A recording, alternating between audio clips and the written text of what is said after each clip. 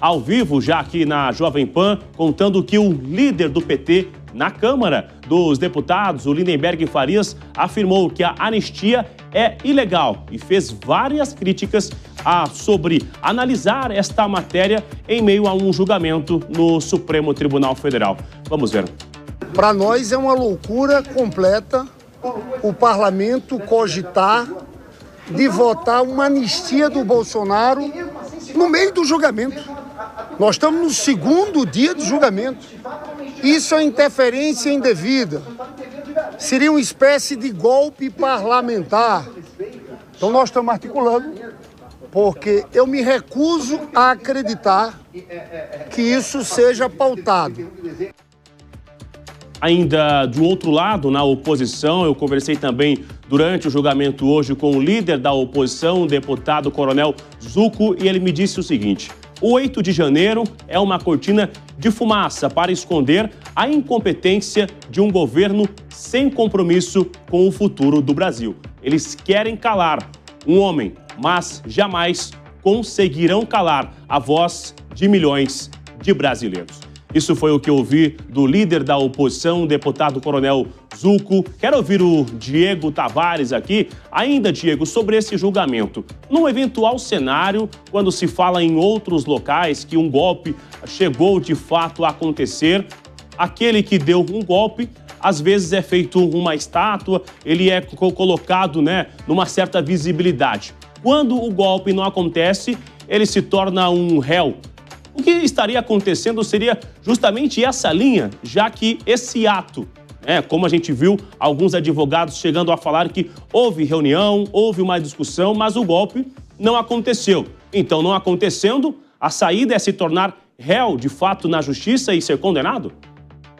Essa é a tese encampada pelos acusadores, Bruno Pinheiro, mas evidentemente que existem diversas correntes e, na minha opinião, as correntes corretas que afirmam que o Brasil nunca foi alvo nem do início de execução de um golpe de Estado. Você disse muito bem na sua pergunta, quando esses atos não passam do campo da cogitação, quando não são, de fato, iniciados os atos que se prestam à execução do golpe de Estado, você não pode falar em crime. O nosso direito penal não pune atos meramente preparatórios, salvo se esses atos preparatórios não consubstanciarem por si só o fato criminoso. E, no caso, as defesas que estão sendo apresentadas nos últimos 2 dias, elas deixam muito bem claro a falta de um liame, a falta de uma ligação objetiva entre as condutas de cada um dos réus e essa suposta organização, essa engrenagem que articulou diversos atos durante os últimos anos que culminaram no lamentável episódio do 8 de janeiro. E veja bem, deixo muito claro, um lamentável episódio, porque ninguém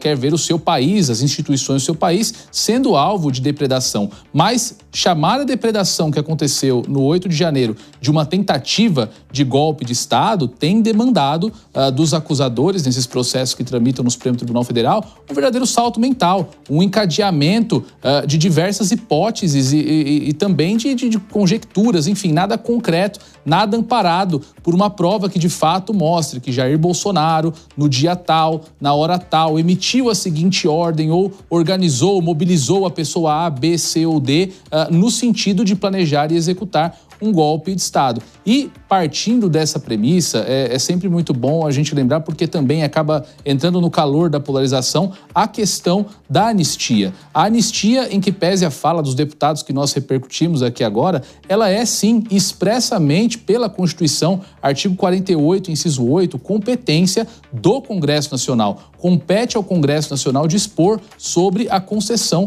de anistia. Está lá escrito na Constituição, é só fazer a leitura da nossa lei maior. Infelizmente, nós estamos vendo temas que são eminentemente jurídicos sendo muito contaminados pelas nuances da política. E isso, além da terrível insegurança jurídica da qual padece o Brasil, infelizmente também fragiliza mais ainda as nossas instituições.